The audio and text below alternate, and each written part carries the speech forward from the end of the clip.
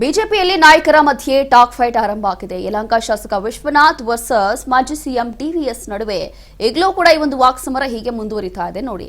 ಇದೀಗ ನಾಯಕರ ನಡುವೆ ಸಂಧಾನದ ಮಾತುಕತೆ ನಡೀತಾ ಇದೆಯಂತೆ. ಕೋರ್ ಕಮಿಟಿ ಸಭೆ ಆರಂಭಕ್ಕೂ ಮುನ್ನ ಸಂಧಾನ ಸಭೆ ಮಾಡಲಾಗ್ತಾ ಇದೆ.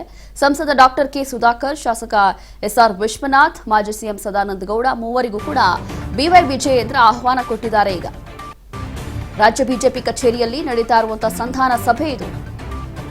ಆದರೆ ಸಂಧಾನ ಸಭೆಗೆ ತಡವಾಗಿ ಆಗಮಿಸಿದ್ದಾರೆ ಡಿವಿಎಸ್ ಸದಾನಂದ ಗೌಡರು, ರಾಜ್ಯಾಧ್ಯಕ್ಷ ವಿಜಯೇಂದ್ರ, ಕೇಂದ್ರ ಸಚಿವ ಪ್ರಹ್ಲಾದ್ ಜೋಶಿ, ಉಸ್ತುವಾರಿ ಸುಧಾಕರ್ ರೆಡ್ಡಿ ನೇತೃತ್ವದಲ್ಲಿ ಸಂಧಾನ ಸಭೆ ನಡೀತಾ ಇದೆ. ಹೀಗೆ ತಮ್ಮ ತಮ್ಮ ಪಕ್ಷದಲ್ಲೇ ಎಷ್ಟೆಲ್ಲ ಗೊಂದಲಗಳಿದೆ. ಶಿಸ್ತಿನ ಪಕ್ಷ ಬಿಜೆಪಿ ಪಕ್ಷದಲ್ಲಿ ಏನಕ್ಕೆ ಇಷ್ಟೊಂದು ಟಾಕ್ ಫೈಟ್ಗಳು, ಅಥವಾ ಅವರೇನೋ ಕೌಂಟರ್ ಕೊಡೋದು, ಇವರೇನೋ ಕೌಂಟರ್ ಕೊಡೋದು, ಇದೆಲ್ಲವೂ ಕೂಡ ವಿಶ್ವನಾಥ್ ಜೊತೆಗೆ ಈ ಸದಾನಂದ ಗೌಡರ ಮಧ್ಯೆ ನಡೀತಾ ಇತ್ತು. ಇತ್ತೀಚೆಗೆ ಬಿಜೆಪಿಯಲ್ಲಿ ಗಮನಿಸ್ತಾ ಇದ್ವಿ. ಹಾಗಾಗಿ ಇದು ಅವರ ಪಕ್ಷಕ್ಕೆ ಆಲ್ಮೋಸ್ಟ್ ಡ್ಯಾಮೇಜ್ ಮಾಡುತ್ತೆ, ನೆಗೆಟಿವ್ ಆಗಿ ಇಂಪ್ಯಾಕ್ಟ್ ಆಗೋದ್ರಲ್ಲಿ ಯಾವುದೇ ಅನುಮಾನ ಇಲ್ಲ. ಹಾಗಾಗಿ ಸಂಧಾನ ಸಭೆ ಮಾಡ್ತಿದ್ದಾರೆ.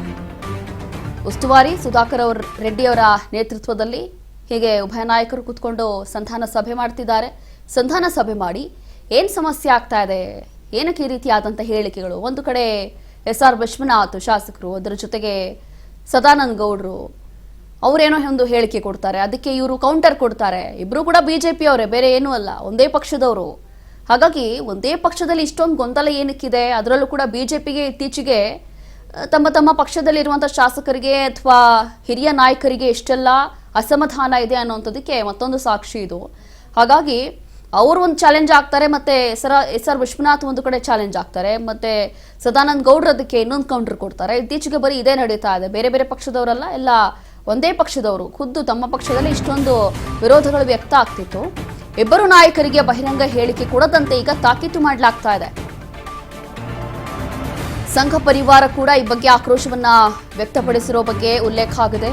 ಏನೇ ಸಮಸ್ಯೆ ಇದ್ರೂ ಕೂಡ ಪಕ್ಷದ ಕಚೇರಿಗೆ ತಗೊಂಬನ್ನಿ, ಇಲ್ಲಿ ಚರ್ಚೆ ಮಾಡೋಣ. ನಿಮ್ಮ ವೈಯಕ್ತಿಕ ಸಮಸ್ಯೆಗಳನ್ನ ಬಹಿರಂಗವಾಗಿ ಚರ್ಚೆ ಮಾಡಬೇಡಿ. ಇದು ನಿಮ್ಮ ವೈಯಕ್ತಿಕವಾಗಿ ಸಮಸ್ಯೆ ಅಷ್ಟೇ ಅಲ್ಲದೆ ಪಕ್ಷಕ್ಕೂ ಕೂಡ ಸಮಸ್ಯೆ ಆಗಲಿದೆ ಅನ್ನುವಂಥ ಒಂದು ಬುದ್ಧಿಮಾತನ್ನ ಹೇಳಿದ್ದಾರೆ. ಅಂತಹ ದೊಡ್ಡ ಸಮಸ್ಯೆ ಇದ್ರೆ ಪಕ್ಷದ ನಾಯಕರ ಗಮನಕ್ಕೆ ತಂದು ಬಗೆಹರಿಸಿಕೊಳ್ಳಿ ಅಂತ ಹೇಳಿ ಸಲಹೆ ಕೊಟ್ಟಿದ್ದಾರೆ. ಹೀಗೆ ಸಂಧಾನ ಸಭೆಯಲ್ಲಿ ಈ ರೀತಿಯಾಗಿ ಕೆಲವೊಂದು ಕಿವಿ ಮಾತನ್ನ ಹೇಳಿರುವಂಥದ್ದು. ಕಾರಣ ಏನು ಅಂತಂದ್ರೆ, ಈಗಾಗಲೇ ಹೇಳ್ತಾ ಇದ್ದೆ, ಸದಾನಂದ ಗೌಡರು ಒಂದು ರೀತಿಯಾಗಿ ಬಹಿರಂಗವಾಗಿ ಒಂದು ಹೇಳಿಕೆ ಕೊಡ್ತಾರೆ, ಅದಕ್ಕೆ ಎಸ್ಆರ್ ವಿಶ್ವನಾಥ್ ಅವರು ಒಪ್ಪಲಾಗಿ ಒಂದು ಚಾಲೆಂಜ್ ಆಗ್ತಾರೆ. ಬೇರೆ ಯಾರೂ ಅಲ್ಲ, ಇದೆಲ್ಲವೂ ಕೂಡ ಖುದ್ದು ಬಿಜೆಪಿ ಪಕ್ಷದಲ್ಲೇ ನಡೀತಾ ಇರುವಂಥದ್ದು. ಹಾಗಾಗಿ ಬಹಿರಂಗವಾಗಿ ಈ ರೀತಿಯಾಗಿ ಯಾವುದು ಹೇಳಿಕೆ ಕೊಡೋದು ಬೇಡ. ಏನೇ ಸಮಸ್ಯೆ ಇದ್ರು ಕಚೇರಿಗೆ ಬನ್ನಿ, ಕಚೇರಿಗೆ ಬಂದು ಇಲ್ಲಿ ಮಾತಾಡೋಣ, ಅದೇನು ಸಮಸ್ಯೆ ಇದೆಯೋ ಅದನ್ನು ಬಗೆಹರಿಸ್ಕೊಳ್ಳೋಣ. ಅದು ಬಿಟ್ಟು ಈ ರೀತಿ ಆಗೋದು ಬೇಡ ಅಂತ ಹೇಳಿ ತಾಕೀತು ಮಾಡಿದ್ದಾರೆ. ಮತ್ತಷ್ಟು ಡೀಟೇಲ್ಸ್ ಕೊಡ್ತಾರೆ ನಮ್ಮ ಪ್ರತಿನಿಧಿ ಬಸವರಾಜ್ ಹುಗಾರ್. ಈಗ ಸಂಧಾನ ಸಭೆ ನಡೀತಾ ಇದೆ ಬಿಜೆಪಿಯಿಂದ. ಪ್ರತಿ ಬಾರಿ ಇಲ್ಲಿ ಸದಾನಂದ ಗೌಡ ವರ್ಸಸ್ ಎಸ್ಆರ್ ವಿಶ್ವನಾಥ್ ಅನ್ನುವಂಥದ್ದು ಯಾವಾಗಲೂ ಅವ್ರಿಗೆ ಅವ್ರು ಕೌಂಟರ್ ಕೊಡ್ತಾರೆ, ಇವ್ರಿಗೆ ಅವ್ರು ಕೌಂಟರ್ ಕೊಡ್ತಾರೆ, ಅದು ಕೂಡ ಬಹಿರಂಗವಾಗಿ. ಈಗ ಈ ಸಂಧಾನ ಸಭೆಯಲ್ಲಿ ಏನ್ ಚರ್ಚೆ ಆಯಿತು, ಏನ್ ನಿರ್ಧಾರ ಆಯಿತು ಅಂತ? ರೋಶಿನಿ, ರಾಜ್ಯ ಬಿಜೆಪಿ ಕಚೇರಿಯಲ್ಲಿ ಸಂಧಾನ ಸಭೆ ಕೂಡ ನಡೆದಿರ್ತಕ್ಕಂಥದ್ದು. ಪ್ರಮುಖವಾಗಿ ಮಾಜಿ ಸಿಎಂ ಡಿ.ವಿ. ಸದಾನಂದ ಗೌಡರು ಮತ್ತೆ ಯಲಹಂಕ ಕ್ಷೇತ್ರದ ಶಾಸಕರಾಗಿರ್ತಕ್ಕಂಥ ಎಸ್ಆರ್ ವಿಶ್ವನಾಥ್ ಅವರು ಇಬ್ಬರು ನಾಯಕರ ಜೊತೆ ಕೂಡ ಕೆಲವೊಂದಿಷ್ಟು ಅಸಮಾಧಾನಗಳು ಇದ್ವು. ಏನು ವಿಶ್ವನಾಥ್ ಅವರ ವಿರುದ್ಧವಾಗಿಯೂ ಕೂಡ ಡಿ.ವಿ. ಸದಾನಂದ ಗೌಡರು ಹಲವಾರು ರೀತಿಯ ಆರೋಪಗಳನ್ನು ಕೂಡ ಮಾಡಿದ್ರು. ಅವರು ಭ್ರಷ್ಟಾಚಾರದಲ್ಲಿ ಇರ್ತಕ್ಕಂಥವನು, ಅವನ ಬಗ್ಗೆ ನಾನು ಮಾತನಾಡೋದಿಲ್ಲ, ಹೀಗೆ ಹಲವು ರೀತಿಯ ಬಹಿರಂಗವಾಗಿರ್ತಕ್ಕಂತ ಹೇಳಿಕೆಯನ್ನು ಕೊಡುವ ಮುಖಾಂತರ ಎಲ್ಲ ಒಂದು ಕಡೆ ಅವರಲ್ಲೇ ಕೂಡ ಒಂದಿಷ್ಟು ಕಿತ್ತಾಟ ಇರುವಂತೆ ಕೂಡ ಒಂದಿಷ್ಟು ಒಂದು ಅಸಮಾಧಾನ ಕೂಡ ಸ್ಫೋಟವಾಗಿತ್ತು.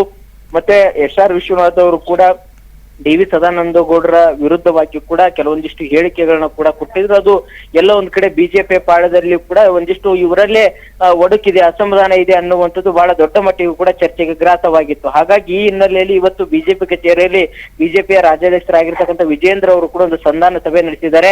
ಆ ಒಂದು ಸಂಧಾನ ಸಭೆಯಲ್ಲಿ ನೀವು ಬಹಿರಂಗವಾಗಿರ್ತಕ್ಕಂಥ ಹೇಳಿಕೆಗಳನ್ನ ಕೊಡೋದು ಬೇಡ, ಏನೇ ನಿಮ್ಮಲ್ಲಿ ಸಮಸ್ಯೆ ಇದ್ರು ಸಹಿತ ಅದನ್ನ ನನ್ನ ಗಮನಕ್ಕೆ ತನ್ನಿ, ಪಕ್ಷದ ಗಮನಕ್ಕೆ ತನ್ನಿ, ಇಲ್ಲೇ ಪಕ್ಷದ ಒಳಗಡೆ ನಾವು ಚರ್ಚೆ ಮಾಡೋಣ, ಆದ್ರೆ ಬಹಿರಂಗವಾಗಿರ್ತಕ್ಕಂಥ ತಮ್ಮ ಅಸಮಾಧಾನ ಹೊರ ಹಾಕಿದ್ರೆ ಅದು ಪಕ್ಷಕ್ಕೂ ಕೂಡ ಒಂದು ಡ್ಯಾಮೇಜ್ ಆಗುವಂತದ್ದು. ಹಾಗಾಗಿ ತಾವು ಕೂಡ ಹಿರಿಯರಿದ್ದೀರಿ, ತಾವು ಇದನ್ನೆಲ್ಲ ಗಮನಿಸಿ ಸೂಕ್ತವಾಗಿರ್ತಕ್ಕಂಥ ಒಂದು ನಿರ್ಧಾರ ತೆಗೆದುಕೊಳ್ಬೇಕು, ಮತ್ತೆ ಯಾವುದೇ ರೀತಿ ಅಸಮಾಧಾನ ಕೂಡ ಆಗ್ಬಾರ್ದು. ಯಾಕಂತ ಬರುವಂತ ಸ್ಥಳೀಯ ಮಟ್ಟದ ಚುನಾವಣೆಗಳ ಮೇಲೆ ಕೂಡ ತಮ್ಮ ಒಂದಿಷ್ಟು ಹೇಳಿಕೆಗಳು ಪರಿಣಾಮ ಬೀರಬಹುದು ಅನ್ನುವಂಥದ್ದನ್ನ ಒಂದಿಷ್ಟು ಸಲಹೆ ಮತ್ತೆ ಸೂಚನೆಗಳನ್ನು ಕೂಡ ವಿಜೇಂದ್ರ ಅವರು ಇಬ್ಬರು ನಾಯಕರಿಗೆ ಕೂಡ ಹೇಳಿರ್ತಕ್ಕಂಥದ್ದು. ರೋಶಿನಿ, ಥ್ಯಾಂಕ್ ಯು ಹೋಗಾರ್ ನಿಮ್ಮೆಲ್ಲ ಡೀಟೇಲ್ಸ್ಗಾಗಿ.